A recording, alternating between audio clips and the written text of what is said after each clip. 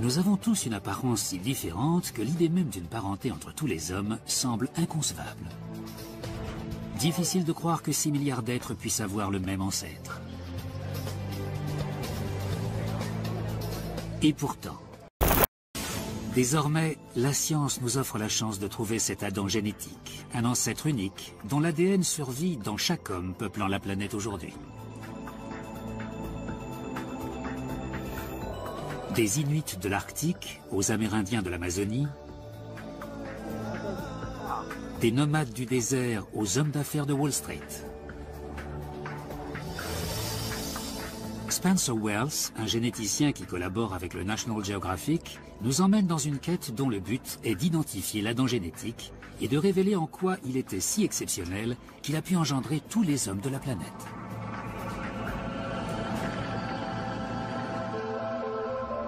Mais comment dérouler une chaîne génétique qui s'étend sur autant de générations? Une chaîne qui remonte jusqu'aux racines de l'arbre généalogique de l'humanité.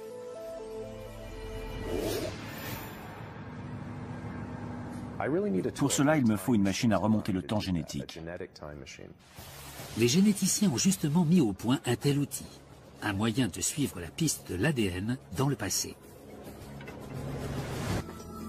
La majorité de nos gènes est un mélange de tous nos ancêtres.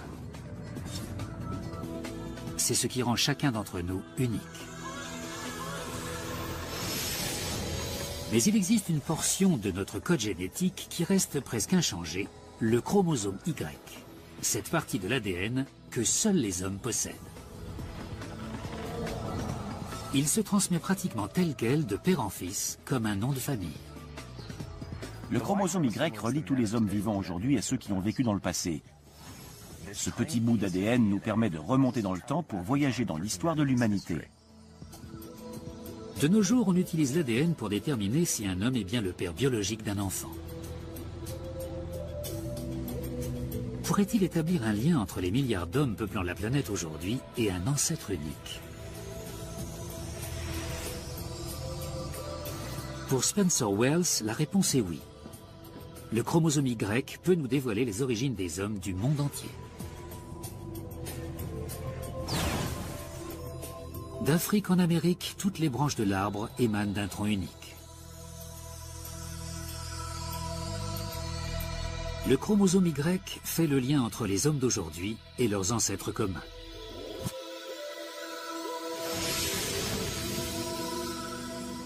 Il faut mettre en évidence ce qu'on pourrait appeler des super-ancêtres, des hommes qui ont laissé leur patrimoine génétique à un grand nombre de descendants mâles.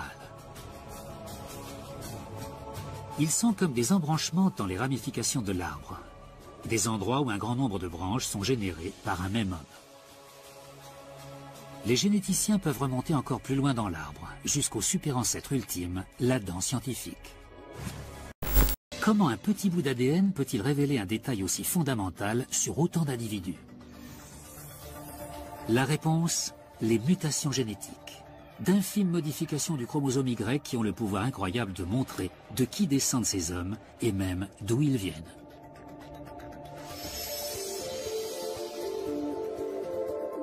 La plupart du temps, le chromosome Y est transmis intact de père en fils, comme un nom de famille. Mais parfois, il subit de légers changements. Tout comme l'orthographe du nom peut évoluer au fil du temps. Occasionnellement, une mutation sans conséquence apparaît sur le chromosome Y d'un homme. Tous ses fils héritent de cette particularité, puis tous leurs fils, et ainsi de suite. Tous ses descendants seront donc marqués par ce détail génétique. Les recherches montrent que le chromosome Y peut nous faire dérouler le fil génétique sur plusieurs siècles. Mais pour localiser l'Adam scientifique, nous devons retrouver un homme aux origines de l'humanité qui a eu non pas des millions, mais des milliards de descendants. C'est une enquête extraordinaire. Adam était peut-être le premier humain réellement moderne. Nous pourrons retrouver son Éden et reconstituer son visage. La lignée de cet homme est née en Afrique de l'Est ou du Sud. En comparant son chromosome Y à celui de milliers d'hommes du monde entier, on aboutit à une conclusion décisive. Ces mutations originaires d'Afrique apparaissent sur tous les chromosomes Y de tous les hommes vivant actuellement sur la planète. Ce sont les mutations universelles que nous cherchions. Nous avons suivi la piste génétique jusqu'au tronc de l'arbre. Toutes les branches conduisent à un seul homme, un seul chromosome Y.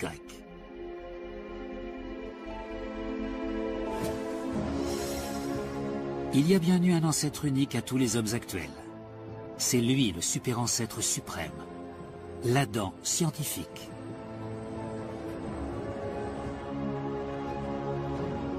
L'un de ses descendants était M168. Il est aussi l'ancêtre de l'ancêtre moyen-oriental de Thomas Jefferson. Il a donné naissance au chromosome Y de Gengis Khan. En résumé, tous les chromosomes Y du monde remontent à un homme africain. C'est bien lui, l'Adam scientifique.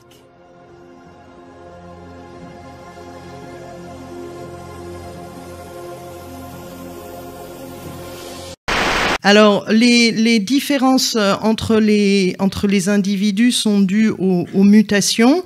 On a pu mesurer maintenant quelles sont les différences entre deux êtres humains. Quand vous prenez deux êtres humains de la planète, en moyenne, on a 1 pour 1000 de différence, c'est-à-dire sur ces 3 milliards de ce qu'on appelle de paires de bases, il y en a 1 pour 1000 différentes entre deux êtres humains, soit environ 3 millions. Alors 1 pour 1000, ça vous dit rien. Pour le situer, on a 1% de différence avec le chimpanzé. Et encore une fois, pour situer, c'est 1 pour 1000, c'est relativement peu, c'est 2 fois moins que si on compare 2 chimpanzés entre eux, ou 2 gorilles entre eux, et 3 fois moins que si on compare 2 orang-outans entre eux. Donc on est une espèce qui a relativement, par rapport aux primates non humains, qui a pas beaucoup de diversité génétique. La plupart des différences génétiques entre deux individus n'ont pas d'effet sur le phénotype, c'est-à-dire elles nous changent pas. 98% de ces différences, en fait, sont plutôt utilisées pour retracer l'histoire de notre espèce. Et donc, à partir de ces données-là, il y a plusieurs éléments qui ont pu être démontrés sur notre espèce. C'est qu'on est une espèce relativement jeune, qu'on a pu démontrer l'origine africaine de notre espèce. Notre espèce émerge il y a environ 200 000 ans et en Afrique, et on a une sortie d'Afrique qui est estimée entre 70 et 100 000 ans. L'autre élément important et qui va dans le même sens, c'est que si sur ce graphique, on place la distance géographique à l'Afrique ici, et là, vous avez des mesures de diversité génétique dans les populations. Chaque point, c'est une population différente.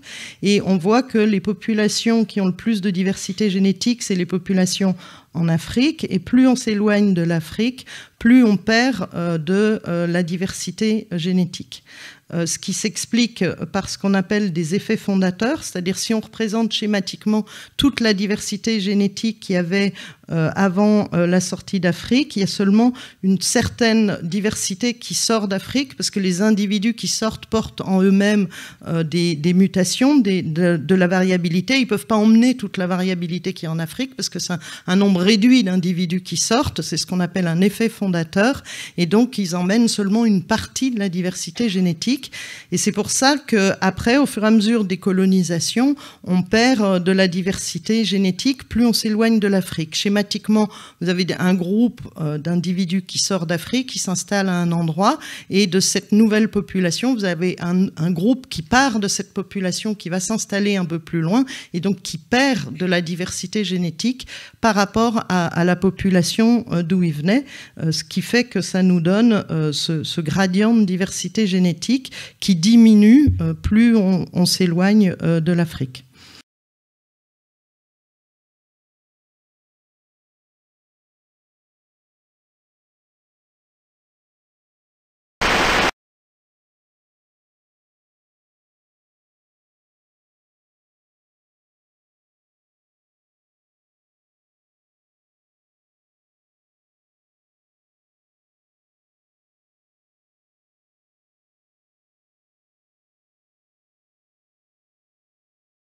par exemple, dans la génétique équestre, vous avez la vigueur hybride.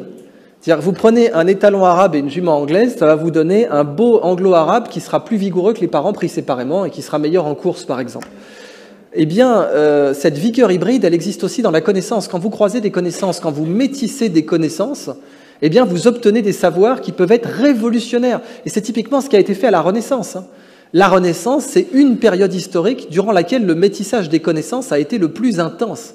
Parce que l'Europe, libérée de la sclérose, de la scolastique médiévale, où chacun était dans son domaine bien précis, a vu ses connaissances exploser. Et dans l'Antiquité, on a vu ça aussi.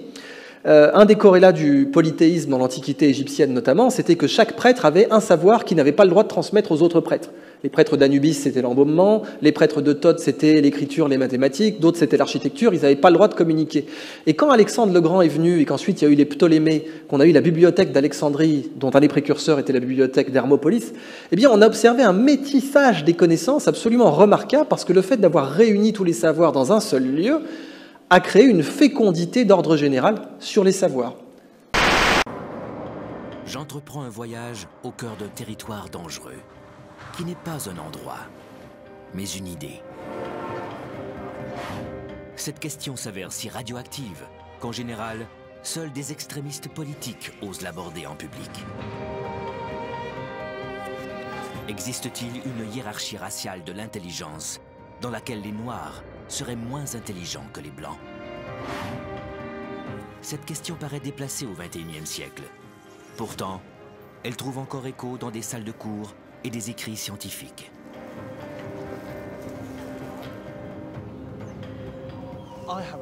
Je m'intéresse personnellement à la réponse, puisque je suis noir et que mes enfants grandissent dans notre société multiculturelle. Depuis le début de cette aventure, bien des gens m'ont conseillé de ne pas poser cette question. Malheureusement, il y a un hic.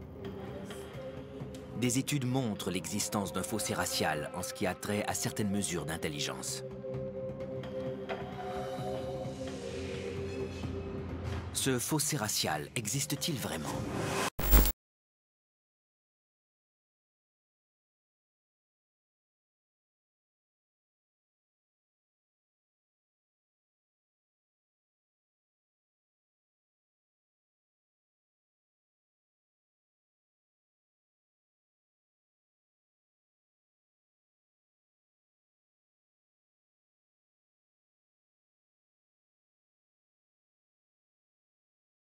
Tout au long du XXe siècle, nous constatons que chaque génération a de meilleurs résultats que la précédente.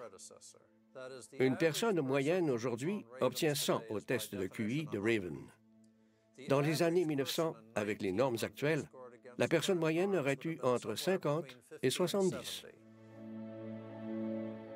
En analysant d'énormes quantités de données brutes, James Flynn a remarqué que les résultats au test de QI avaient augmenté en moyenne de 3 points par décennie.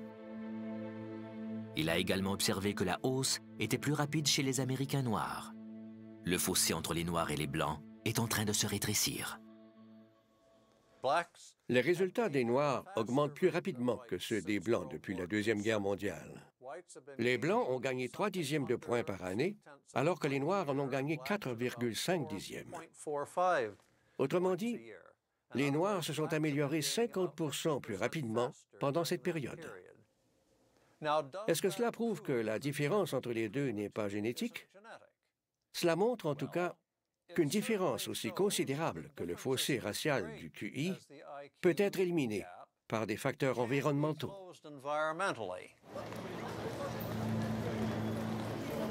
James Flynn ne soutient pas que nous devenons plus intelligents ou que nos ancêtres étaient plus bêtes. La différence fondamentale est que nos arrière-grands-parents ont appris à aborder le monde de façon pratique, alors que nous avons appris comment le classifier intellectuellement. Si on leur avait demandé le lien entre un chien et un lapin, ils auraient probablement répondu que l'un des deux chasse l'autre. Nous répondrions probablement que ce sont deux mammifères. James Flynn croit que depuis un demi-siècle, un changement profond est survenu dans notre façon de penser. Un changement dont nous ne sommes pas vraiment conscients. C'est ce qu'il appelle la révolution cognitive. Depuis la fin de la Deuxième Guerre mondiale, dans nos vies quotidiennes, le besoin de penser en termes de catégories abstraites est omniprésent. La croissance exponentielle des sciences et des technologies au travail, à la maison et à l'école nous force à considérer notre monde en le conceptualisant. Essentiellement, nous voyons le monde à travers ce que Flynn appelle des lunettes scientifiques. Ce qui arrive, c'est que ce type de réflexion est exactement ce qu'il faut pour bien réussir les tests de QI. Ce qui signifie que nous pouvons donner une définition assez précise de ce que ces tests mesurent. Ils n'évaluent pas notre intelligence, mais plutôt notre adaptation à la modernité. C'est pour cette raison que les QI sont très faibles en Afrique subtropicale et même en Afrique du Nord. Ces gens entrent dans la modernité et leur QI s'élève à une vitesse fulgurante. Au cours du 21e siècle, nous verrons peut-être le QI des pays en développement rattraper le QI des pays développés. Ici, à l'Institut Max Planck, à Leipzig, les enfants sont recrutés dès la maternité et participent tout au long de leur croissance à un programme de recherche original.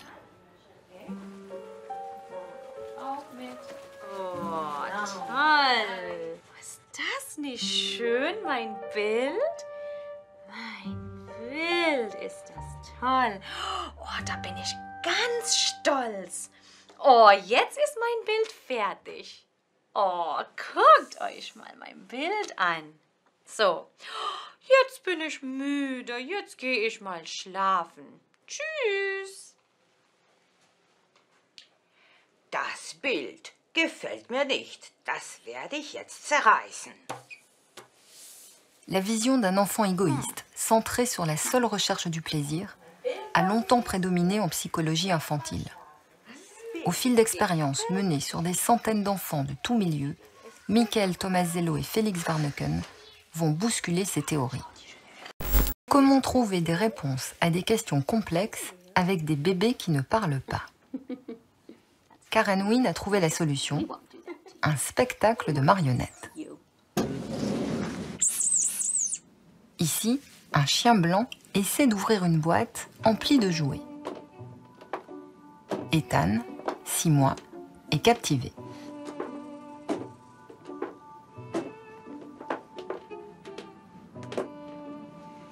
Le chien bleu apporte son aide, c'est le bon garçon. En revanche, le chien jaune ne se comporte pas très bien.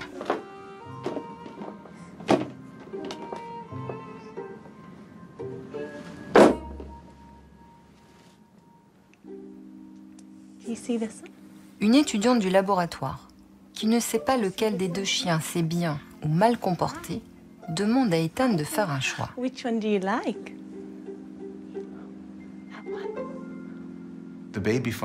Les résultats sont impressionnants. La grande majorité des bébés, 4 sur 5, choisissent le bon garçon plutôt que le mauvais garçon, quelles que soient les circonstances. Et on a testé des centaines de bébés.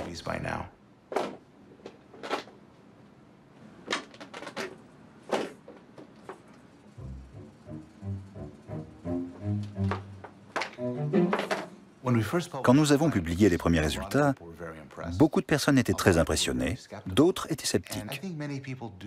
Je pense que beaucoup croient que les enfants sont de parfaits idiots, que ce sont des pages blanches.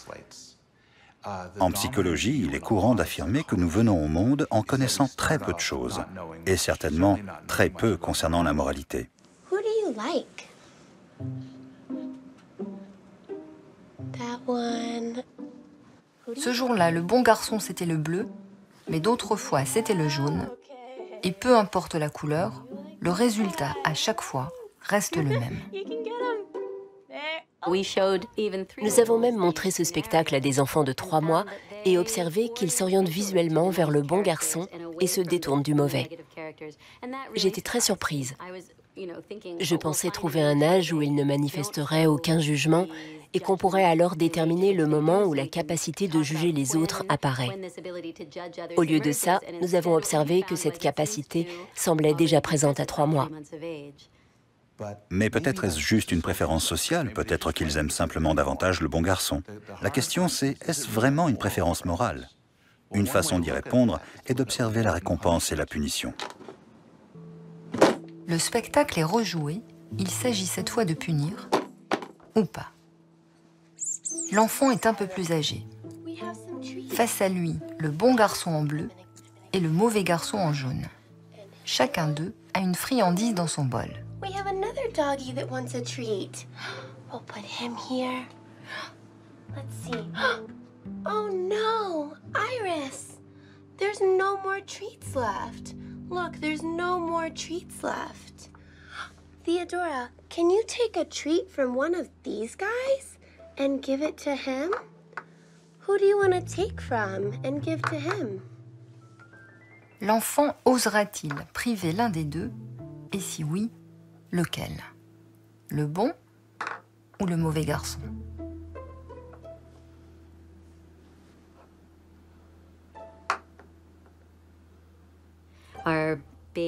Est-ce que les bébés évaluent ce que les autres méritent? Comme la grande majorité des enfants testés, Theodora choisit de punir le mauvais garçon. C'est intéressant pour nous, c'est fascinant, parce que cela laisse penser que les préférences des bébés sont morales, de la même façon que la mienne ou la vôtre serait morale. Si je vois une mauvaise personne, je ne veux pas seulement l'éviter. Penser que quelqu'un est mauvais, c'est aussi croire qu'il devrait être puni. Cela laisse entendre que la compréhension morale des bébés est liée aux notions d'équité et de justice. This is for this guy. He doesn't have a treat. All right. He said, thank you, Azaria. Thank you. L'interprétation de ces résultats, c'est que les bébés ont une compréhension morale rudimentaire, que nous naissons tous avec une capacité à distinguer le bien du mal. C'est une question fréquente. Si les bébés naissent avec un sens moral, avec un sens du bien et du mal, pourquoi certains adultes sont si horribles?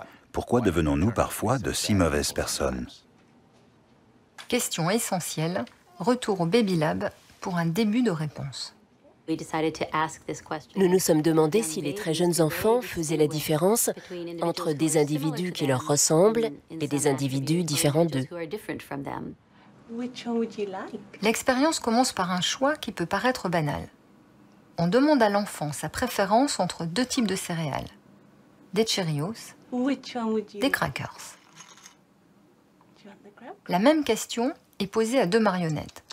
Chacune va faire un choix différent. Yum! I like Cheerios. Laquelle des deux va préférer l'enfant? Celle qui a choisi les mêmes céréales que lui ou l'autre? Isaiah, who do you like?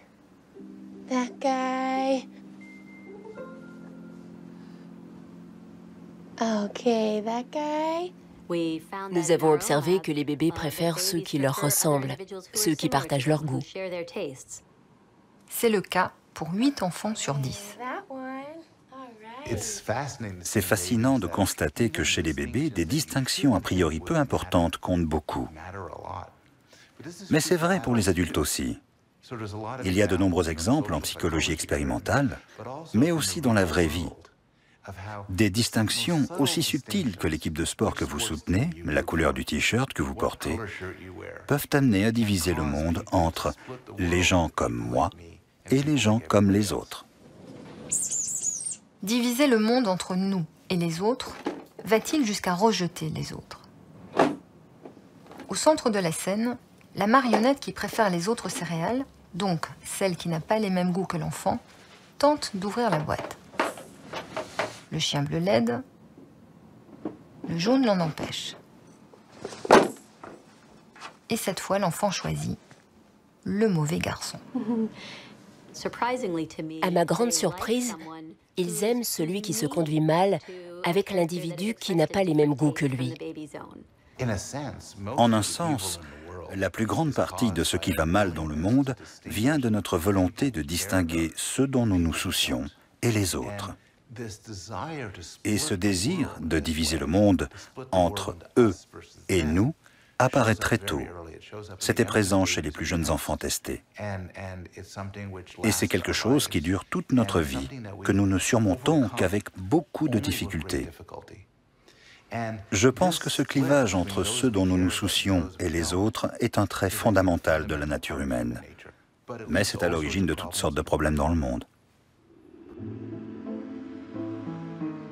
Les murs érigés, détruits, reconstruits sur notre planète témoignent de cette propension à créer des frontières entre eux et nous. Préférer les uns, exclure les autres. Cette division du monde, observable dès l'enfance, est-elle mesurable dans le cerveau? C'est l'une des questions que se pose Tania Zinger. On se souvient que la chercheuse avait démontré que souffrir ou voir souffrir, c'est presque la même chose pour le cerveau, tout au moins dans le cadre d'un couple, c'est-à-dire de partenaires unis par un lien affectif. Mais qu'en est-il lorsqu'il s'agit d'étrangers qui ne s'apprécient pas forcément? La réaction empathique s'exprime-t-elle de la même manière? Nous avons invité quelques supporters de foot en leur signalant simplement que la personne à gauche dans le scanner était un supporter du même club et celle assise à droite, un supporter de l'équipe de foot adverse. Sur le terrain sportif, lieu d'exacerbation du « eux » et du « nous », que va-t-il se passer? Le supporter de l'équipe bleue va-t-il compatir à la souffrance du supporter de l'équipe rouge lorsque celui-ci reçoit un choc électrique? Dans le cerveau de l'observateur cette fois, ce n'est pas la zone de la douleur qui est activée, mais celle de la récompense. La résonance empathique a disparu, laissant même place à un petit plaisir sadique. Au lieu de compatir face aux coups encaissés par un membre de l'équipe adverse, ils se sont réjouis.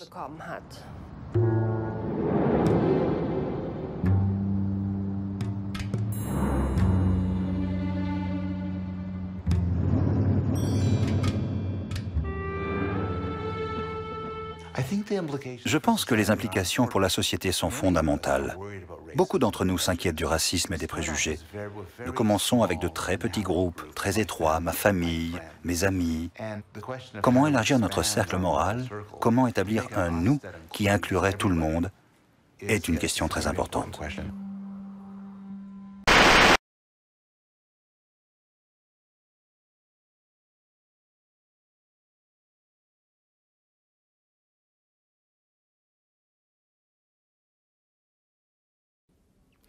Le biais de confirmation d'hypothèse que j'ai voulu illustrer au travers du jeu 2-4-8 que vous venez de faire fait référence à la tendance qu'ont les êtres humains à toujours chercher à confirmer les hypothèses qu'ils ont formulées dans leur tête et à ne pas voir, ne pas prendre suffisamment en compte les éléments de la situation qui remettent en cause ou qui infirment ces hypothèses. Ce biais de confirmation d'hypothèse est une erreur très fréquente dans le raisonnement humain. La recherche d'informations confirmatoires est en réalité l'option par défaut qui est poursuivie par les individus. En effet, cette stratégie est peu coûteuse cognitivement parlant, c'est-à-dire qu'elle ne suppose pas que les individus y dévouent beaucoup d'efforts mentaux. Nos opinions sont-elles influencées par la majorité? C'est à cette question que nous tenterons de répondre en présentant non pas une, mais deux expériences en psychologie sociale. Expérience numéro 1, le conformisme. En 1951, Solomon Asch réalise une expérience fondamentale sur le conformisme. Un sujet est invité à rejoindre d'autres étudiants comme lui dans une pièce. Il ignore que les étudiants présents avec lui sont tous compères de l'expérimentateur. L'expérimentateur présente les modalités de l'exercice. Il s'agirait d'un test de discrimination visuelle. Évidemment, il n'en est rien. Deux cartons sont présentés à l'ensemble des étudiants. Sur le premier est dessinée une ligne de 22 cm. Sur le second carton figurent 3 barres de longueur différentes, faciles à distinguer.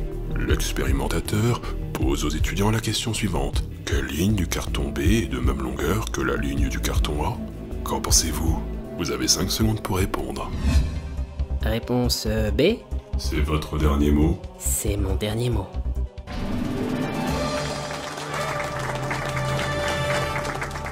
Quand on pose immédiatement la question au sujet, il y a 99% de bonnes réponses. La réponse étant très simple, le taux d'erreur est inférieur à 1%. Mais que se passe-t-il quand les compères donnent à l'unanimité une mauvaise réponse avant que le sujet puisse donner son verdict? 2. 2. 2. 2. L'erreur saute aux yeux.